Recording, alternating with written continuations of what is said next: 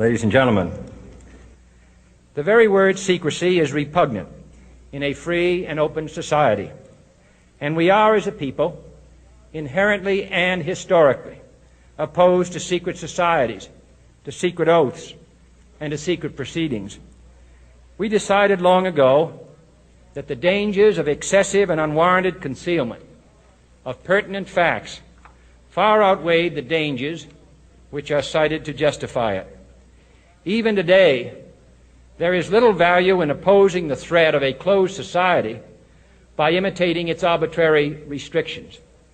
Even today, there is little value in ensuring the survival of our nation if our traditions do not survive with it. And there is very grave danger that an announced need for increased security will be seized upon by those anxious to expand its meaning to the very limits of official censorship and concealment. That I do not intend to permit to the extent that it's in my control.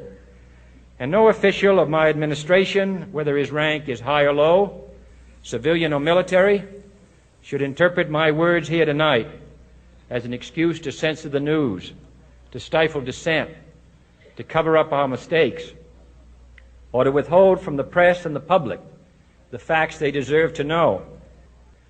For we are opposed around the world by a monolithic and ruthless conspiracy that relies primarily on covert means for expanding its sphere of influence, on infiltration instead of invasion, on subversion instead of elections, on intimidation instead of free choice, on guerrillas by night instead of armies by day.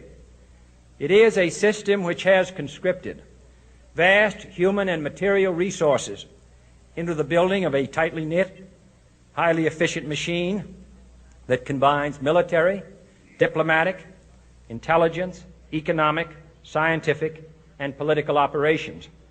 Its preparations are concealed, not published. Its mistakes are buried, not headlined. Its dissenters are silenced, not praised. No expenditure is questioned, no rumor is printed, no secret is revealed. No president should fear public scrutiny of his program, for from that scrutiny comes understanding, and from that understanding comes support or opposition, and both are necessary.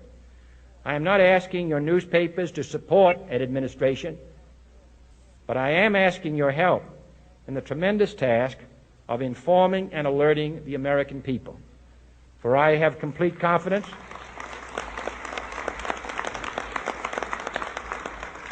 in the response and dedication of our citizens whenever they are fully informed.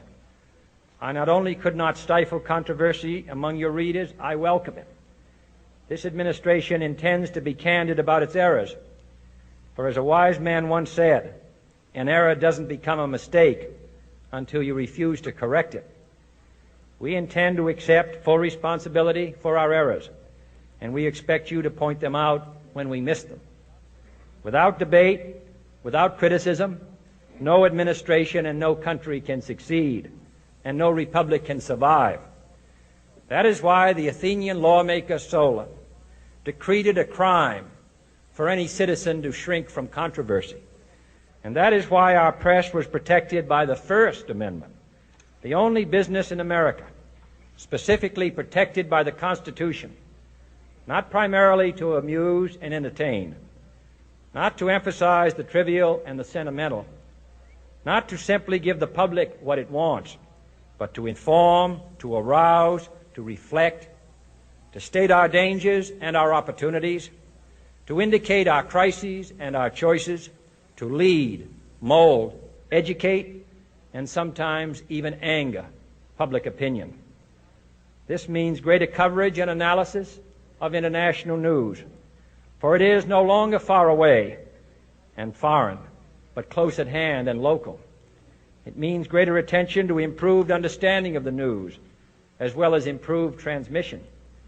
And it means, finally, that government at all levels must meet its obligation to provide you with the fullest possible information outside the narrowest limits of national security. And so it is to the printing press, to the recorder of man's deeds, the keeper of his conscience, the courier of his news, that we look for strength and assistance, confident that with your help, man will be what he was born to be, free and independent.